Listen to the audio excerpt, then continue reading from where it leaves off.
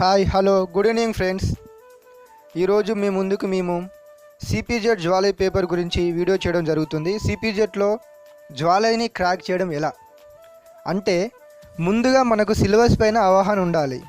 So అందుకే ఈ వీడియోలో సిలబస్ గురించి మరియు ఏ టాపిక్ చదివితే ఎక్కువ మార్క్స్ వచ్చే అవకాశం ఉంటుంది అనే కాన్సెప్ట్ మీద మీ ముందుకు మేము వీడియో చేయడం జరుగుతుంది మిత్రులారా.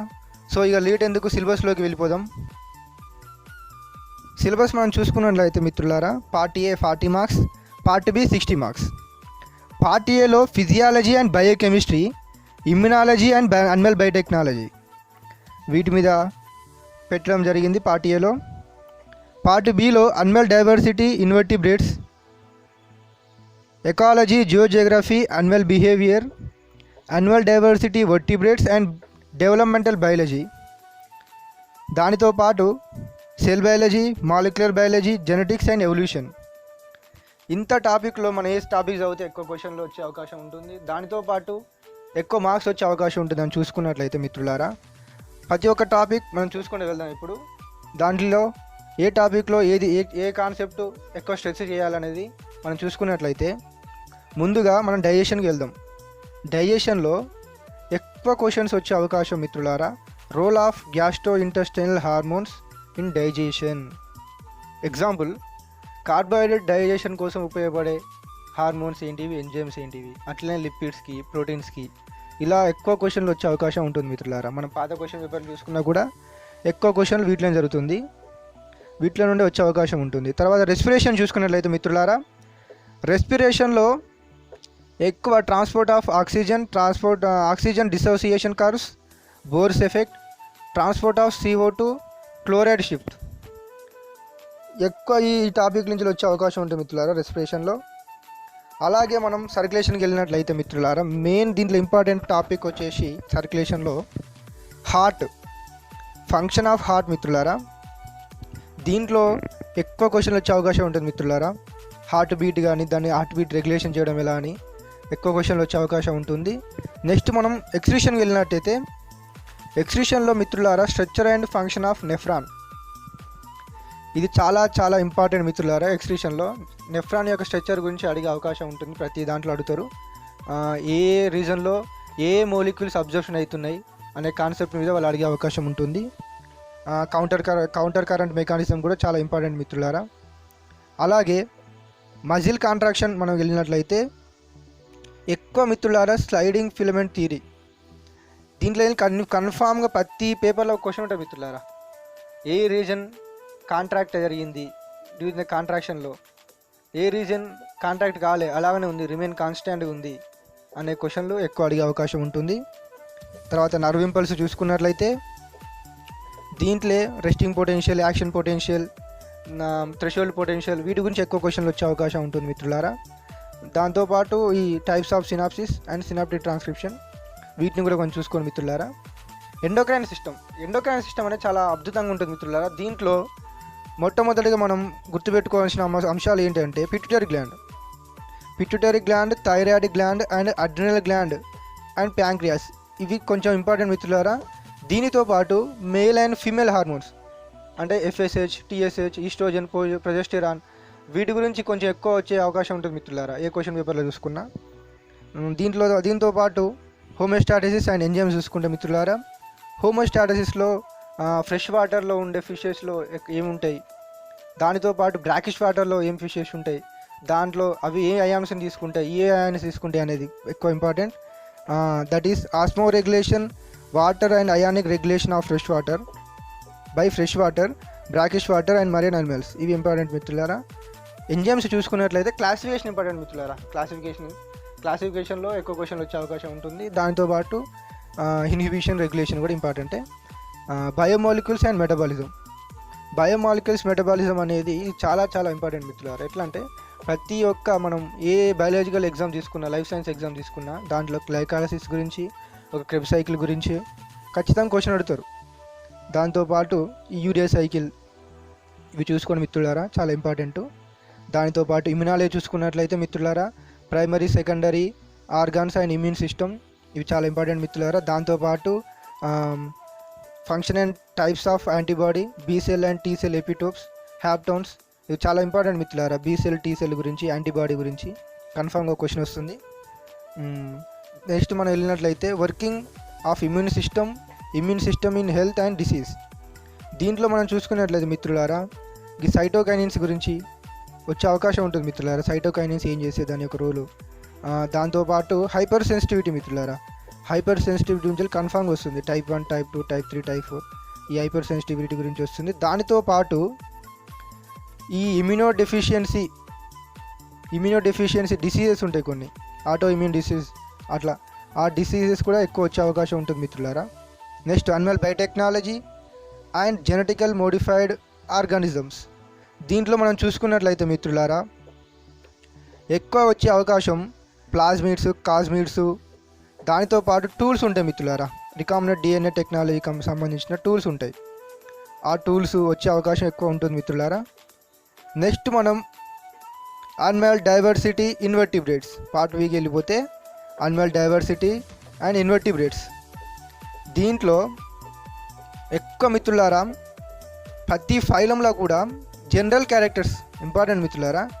జనరల్ క్యారెక్టర్స్ చూసుకున్నట్లయితే మనం protozoa first phylum protozoa, general characters classification up to classes with example. ఈ టైప్ స్టడీ కూడా ఎక్కువ అవకాశం ఉంటుంది మిత్రులారా. ఈ ప్లాస్మోడియం వైవాక్స్ గురించి కూడా అడిగే అవకాశం ఉంటుంది. నెక్స్ట్ పోరిఫెరాకి వెళ్ళినట్లయితే మిత్రులారా దీంట్లో కెనాల్ సిస్టమ్ చాలా చాలా ఇంపార్టెంట్. ఈ కెనాల్ సిస్టంలో ఖచ్చితంగా క్వశ్చన్ అడుగుతుంది, ప్రతిసారి ఒక క్వశ్చన్ అడుగుతారు. నెక్స్ట్ మనం నిడేరియాకి వెళ్ళినట్లయితే జనరల్ క్యారెక్టర్స్, దానితో పాటు టైప్ స్టడీ ఒబేలియా గురించో ఈ కొరల్ రీఫ్స్ గురించో వచ్చే అవకాశం ఉంటుంది. ప్లాటీ హెల్మెంథెస్లో కూడా జనరల్ క్యారెక్టర్స్, నెక్స్ట్ నిమాటీ హెల్మెంథెస్లో కూడా జనరల్ క్యారెక్టర్స్ ఎక్కువ స్ట్రెస్ చేయండి. దానితో పాటు నెక్స్ట్ అన్నలీడాకి వెళ్ళినట్లయితే అన్నలీడాలో మిత్రులారా జనరల్ క్యారెక్టర్స్తో పాటు హిరునేరియా దీని గురించి ఎక్కువ క్వశ్చన్లు అడిగే అవకాశం ఉంటుంది మిత్రులారా. Type study hirudinaria. నెక్స్ట్ ఆర్థోపోడాకి వెళ్ళినట్లయితే ఆర్థోపోడలో జనరల్ క్యారెక్టర్స్, దాంతోపాటు పెరిపేటస్ మీద ఎక్కువ స్ట్రెస్ చేయండి మిత్రులారా. పెరిపేటస్ గురించి క్వశ్చన్లు అడిగే అవకాశం ఉంటుంది. మెటామార్ఫోసిస్ మీద అడిగే క్వశ్చన్లు ఉంటుంది, ఇన్సెక్ట్ మెటామార్ఫోసిస్ మీద. నెక్స్ట్ మొలస్కా చూసుకున్నట్లయితే మొలస్కాలో జనరల్ క్యారెక్టర్స్, దాంతోపాటు ఈ పైలా టైప్ స్టడీ పైలా ఎక్కువ ఇంపార్టెంట్, పేర్ల ఫార్మేషన్ కూడా ఇంపార్టెంట్ మిత్రులారా. నెక్స్ట్ ఎకనోడర్మేటాకి వెళ్ళినట్లయితే ఎకనోడర్మేటాలో జనరల్ క్యారెక్టర్స్తో పాటు water vascular system in star fish ఇది చాలా చాలా ఇంపార్టెంట్ మిత్రులారా, క్వశ్చన్ అడిగే అవకాశం ఉంటుంది. నెక్స్ట్ హెమికార్డేటాకి వెళ్ళినట్లయితే జనరల్ క్యారెక్టర్స్తో పాటు బెన్లో గ్లాసెస్ గురించి చదవండి మిత్రులారా, సరిపోతుంది. Next ecology, zoogeography, animal behaviour. ఎకాలజీలో చూసుకున్నట్లయితే దీంట్లో ఎక్కువ క్వశ్చన్లు ఎక్కువ నిలబడతారంటే ఈ biogeochemical cycles, nitrogen, carbon, phosphorus and water, వీటి గురించి క్వశ్చన్లు అడిగే అవకాశం ఉంటుంది.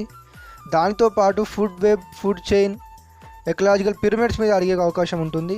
ఎక్కువ ఇంపార్టెంట్ ఏంటంటే మిత్రులారా ప్రతిసారి అసలు క్వశ్చన్ పేపర్లో దిగే క్వశ్చన్ ఏంటిదంటే animal association, mutualism, commensalism, parasitism, competition, predation.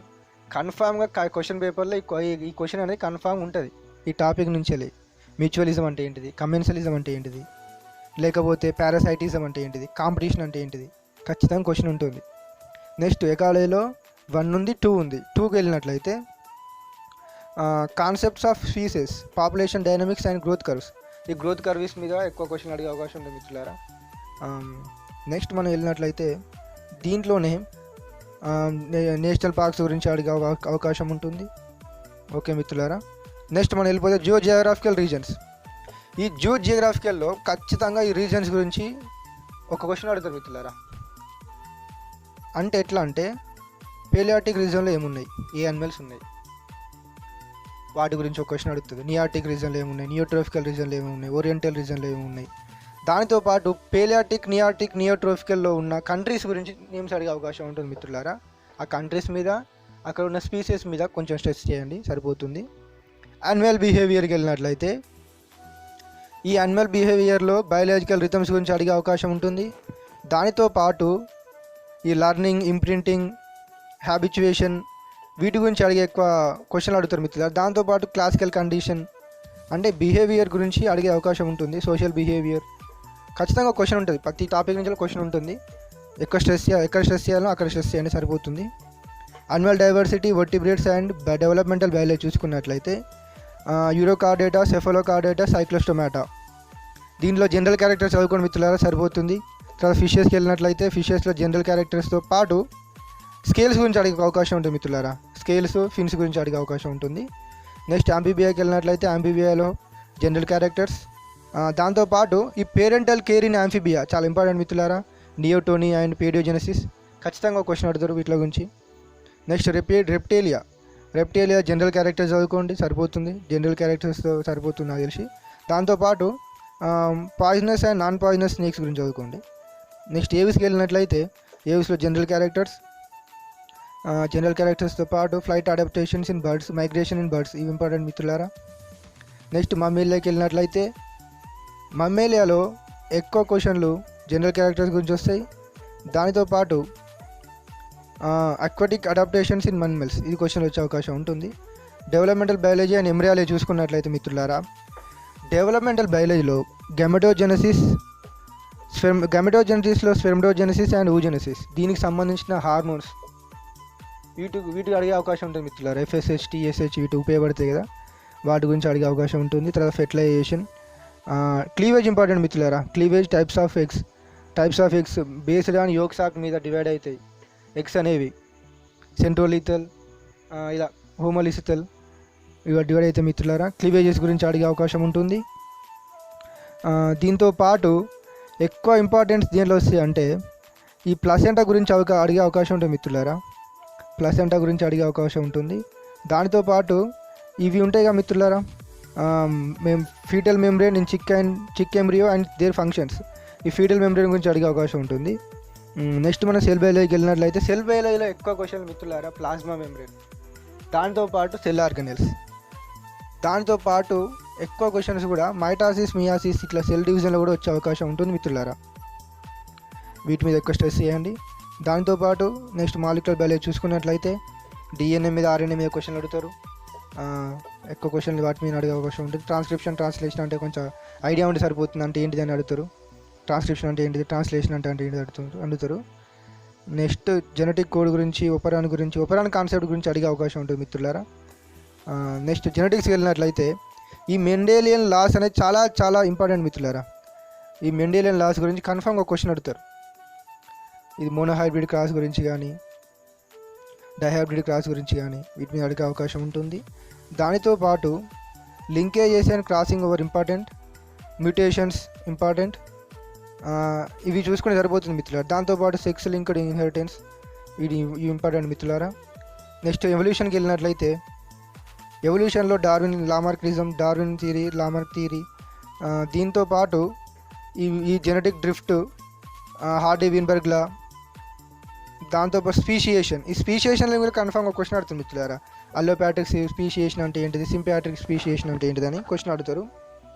నేను ఓవరాల్గా చెప్పేది ఏంటంటే ఫస్ట్ మీరు ఈ పార్ట్ ఏ టాపిక్ కంప్లీట్ చేయండి మిత్రులారా. పార్ట్ ఏలో ఎక్కువ యానిమల్ ఫిజియాలజీకి సంబంధించిన క్వశ్చన్స్ కంప్లీట్ చేయండి.